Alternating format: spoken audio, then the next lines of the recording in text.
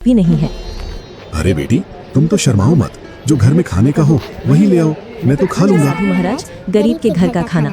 फिर भी मुझे लगता है तुम मुझे तुम्हारी समस्या सही से बता नहीं रहे हो। इतना सुनकर सेवक राम और सेवक राम की पत्नी साधु महाराज को पूरी बात बता देते हैं कि तुम तो अन्नपूर्णा हो और तुम्हारे हाथ का खाना बहुत ही स्वादिष्ट है।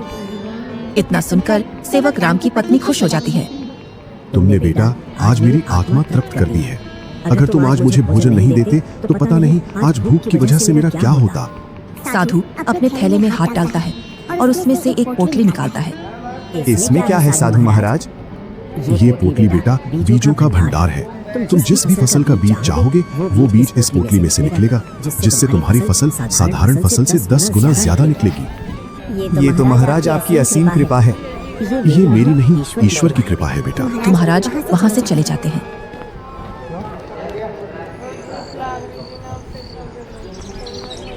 इधर गंगाराम अपने धन के घमंड में जी रहा था, जिससे वह किसी से भी सीधे मुंह बात नहीं करता था। इधर सेवक राम की संपत्ति बढ़ रही थी और गंगाराम की घट रही थी, और इसी के साथ गंगाराम के घर में अशांति भी बढ़ रही थी। पर एक दिन मालिक, अब मैं आपके यहाँ काम नहीं करूँगा। अब मुझे दूसरे गांव में आपसे ज्यादा जमीन मिल रही है और इससे भी अच्छी उपजाऊ। क्या बोल रहे हो हरिया? तुम्हें पता है मेरे पास कितनी जिम्मेदारियां हैं? तुम चले जाओगे तो मैं अकेला कैसे खेती और घर संभालूंगा? और ऊपर से मैं अकेला आदमी। मुझे जहाँ मुनाफा मिलेगा मैं वहीं काम करूँगा। अगर मुझे इतनी ही मेहनत में मुझे वहाँ ज्यादा फसल मिलेगी तो मैं वहीं जाऊँगा। अरे नहीं, ये तो चला गया। अब मैं क्या करूंगा? कई सालों से मैंने खेतों में काम भी नहीं किया है, जिससे अब मुझसे खेतों में काम भी नहीं होगा। क्यों ना मैं सेवक राम के यहाँ जाऊँ? अब तक तो उसने उसकी सारी जमीन बेच दी होगी, क्योंकि हालात तो वैसे भी खराब चल रहे थे उसके। वो जरूर मेरे खेतों पर काम कर लेगा।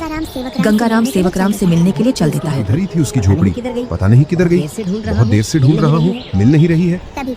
तभी वहाँ से एक गांव का व्यक्ति गुजर कर जा रहा था, तो गंगाराम उस व्यक्ति से पूछता है, अरे भैया, सेवक राम की झोपड़ी थी यहाँ, वो कहाँ है? कितने दिनों बाद आ रहे हो भैया इधर? शादी के बाद अब आया हूँ इधर। इसीलिए तो तुम्हें वो झोपड़ी नहीं मिल रही है। अरे भैया, तुम जो सामने मकान देख रहे हो बहुमंजिला, यही घर है सेवक राम का। ये कैसे हो सकता है? 2 साल पहले तो ये गरीब हुआ करता था। हाँ भैया, 2 साल पहले गांव में सबसे गरीब व्यक्ति यही था। पता नहीं भैया इसने खेतों में कौन सा खाद डाला है जिससे इसकी पैदावार सबसे ज्यादा निकलती है। घर बताने के लिए बहुत बहुत धन्यवाद है बड़े भैया। आओ भैया बैठो। आओ भैया बैठो। अरे तुमने इतना शानदार घर कैसे बनाया? तुमने